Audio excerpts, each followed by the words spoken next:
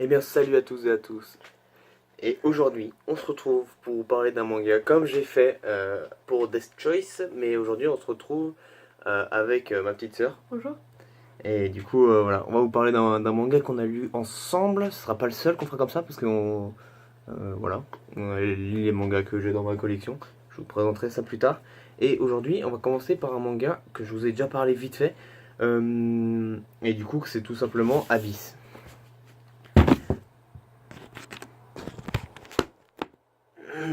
Alors, il y a 8 tomes actuellement. Je pense pas qu'il y en aura plus, tout simplement parce que la fin est convenable actuellement. Moi, ça m'irait si ça part comme ça. Alors, pour vous dire juste, c'est une série éditée par Soleil Manga et écrite par Ryohaku Nagata. Donc, je vais vous montrer vite fait les images de couverture. Et après, je vous parlerai du synopsis.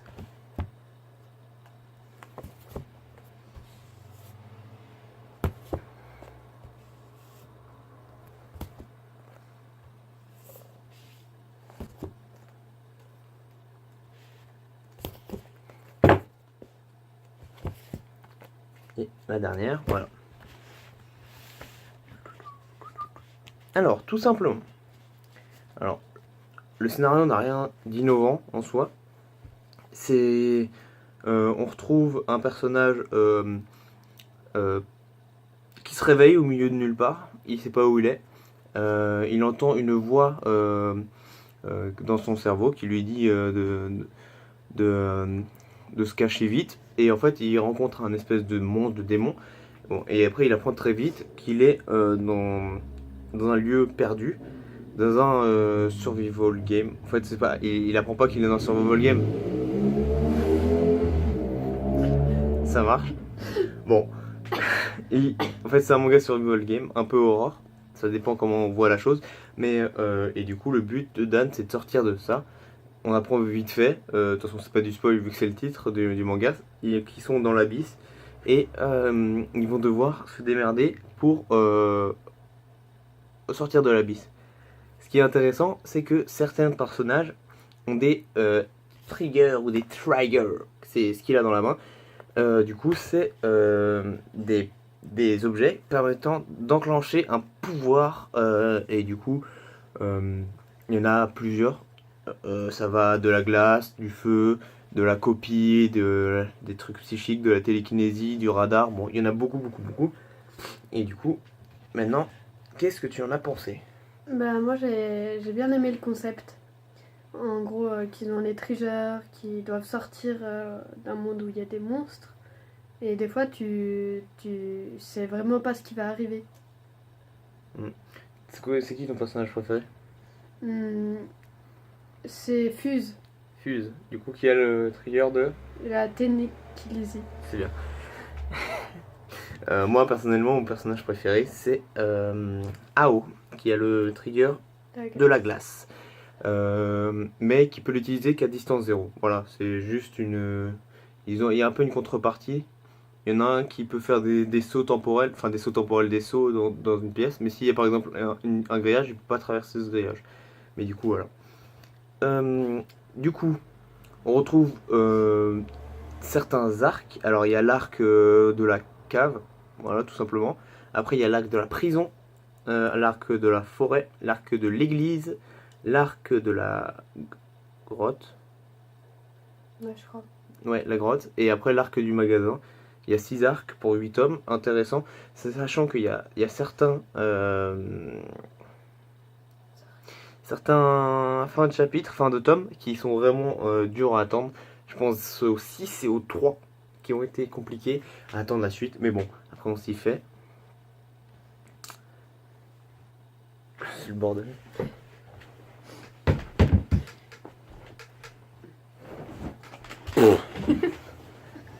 Ah. Du coup, voilà. Très bonne série. Je ne vais pas vous en dire trop non plus.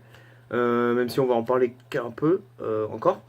Mais très bonne série. C'est terminé. Il y a une fin un peu à la. à la film d'auteur qui fait réfléchir, même si en fait, si vous voulez, on nous dit ce qui va se passer et c'est tout en fait. On ne l'illustre pas. On connaît la fin, même s'il ne nous la montre pas. Du coup, voilà. Donc après, il y a quelques scènes assez gore. Ouais. Surtout, les facettes des personnages peuvent être compliquées au début. Moi, je sais que j'ai dû attendre le tome 3 pour m'y habituer. Parce qu'ils ont vraiment une tête atypique, vraiment quand ils pètent un câble. Un peu comme à la Gambling School. Du coup, voilà, il faut s'habituer. Mais après, c'est pas très dérangeant. Après, c'est vrai que face à des grands livres ou des grands dessinateurs, c'est sûr que les dessins restent en dessous, mais ils restent très bons et ils s'imprègnent parfaitement du coup de l'univers du manga. Donc du coup voilà, il y a beaucoup de, de retournements de situation et de tactique parce que les monstres sont carrément beaucoup plus forts que les humains, même ceux qui ont des triggers. Et du coup voilà. Tu as rajouté quelque chose? Non. D'accord. Et bah du coup. Mais alors, oui. par contre, j'ai dit ce que j'en avais pensé, mais pas toi. T'as pas dit ce que t'avais pensé. Si, je l'ai dit. Ah merde. J'ai dit que pour moi il était bon, mais que il plairait pas à tout le monde. Ah, oui, mais toi personnellement, ce que t'as préféré dans le livre. Bah rien. Rien. En fait, il est très bon, mais face à des mangas super bons, il est moyen. C'est pour ça il est beaucoup critiqué. Pour moi, c'est pour moi comme une petite perle parce que du coup il y a peu de personnes qui le connaissent malheureusement. Mais en fait, il est bon. Il est bon, mais pas assez. Il est moyen. C'est pour ça. Il est pas extraordinaire, mais il est bon. Tout simplement. Juste bon. Voilà, j'ai rien d'autre à dire. Hein. Si vous voulez aller jeter un œil, au pire, regardez vite fait les scans ou lisez-le avant de l'acheter, le premier tome en tout cas, pour voir si ça vous plaît. Personnellement, mon arc préféré, je dirais l'arc du magasin, parce que c'est là où on a beaucoup de révélations. Après, j'ai bien aimé aussi l'arc de l'église. L'église, j'ai très apprécié cet arc. Toi, c'est quoi ton arc préféré sinon? C'est le magasin, moi aussi. Magasin. Ouais. Voilà.